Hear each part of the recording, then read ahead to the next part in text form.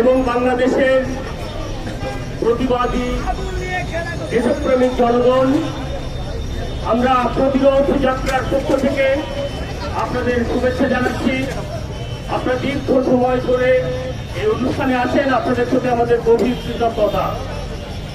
আমরা কেন আজকের এই প্রতিরোধ যাত্রার আয়োজন করেছি আপনাদের কাছে খুবই পরিষ্কার।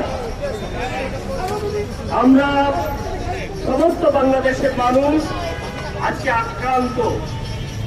এই আক্রান্ত অবস্থায় আমাদের প্রতিরোধ করার কোনো বিকল্প নেই। আজ ডিসেম্বর মাস, এই ডিসেম্বর মাসে 1971 সালে এই জনগোষ্ঠীর মানুষ আমরা বিজয় অর্জন করেছিলাম এক পাক আলাদা বাহিনীর পক্ষে। ভাই আগুনটা এখন ফেলেন না। সেই পাশে দাঁড়িয়ে স্বাধীন বাংলাদেশে মানুষ আজকে আক্রান্ত, আজকে স্বাধীনতার আক্রান্ত, আজকে আমার মুক্তিযুদ্ধ আক্রান্ত, আজকে বাংলাদেশের মানুষের কথা বলার অধিকার আক্রান্ত। আবুল সরকার তাকে গ্রেফতার করা হয়েছে। এটা শুধু আবুল সরকারের গ্রেফতার নয়, এটা মানুষের কথা বলার যে অধিকার, স্বাধীন মত প্রকাশের অধিকারের উপরে আক্রমণ। আমরা অবিলম্বে আমাদের আবুল সরকারের মুক্তি দাবি করছি। আমাদের কথা বলা আজকে আক্রান্ত, আজকে আমাদের নারীদের উপর আক্রমণ চলছে, তারা আক্রান্ত। আজকে আমাদের পাহাড়ি এবং আদিবাসী জনগোষ্ঠী আক্রান্ত, তাদের উপর আক্রমণ চলছে। আজকে দরবার এবং বিভিন্ন মাজার যারা আক্রান্ত, তাদের উপর আক্রমণ করছে। আজকে আমাদের 21-এর চেতনা, স্বাধীনতার যে চেতনা, যে বইমেলা আমাদের ঐতিহ্য এবং ইতিহাসের অংশ, সেই 21শে বইমেলা আজকে বন্ধ করে দেওয়া হয়েছে, সেইটাও আক্রান্ত।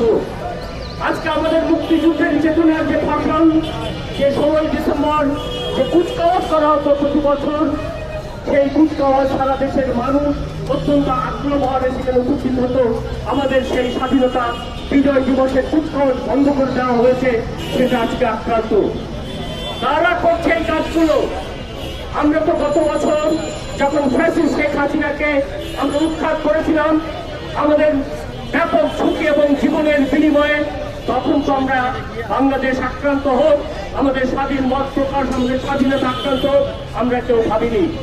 কিন্তু যে সরকার আজকে ক্ষমতায় আছে, অন্তর্বর্তীকালীন সরকার, তারা বাংলাদেশকে আক্রান্ত করছে।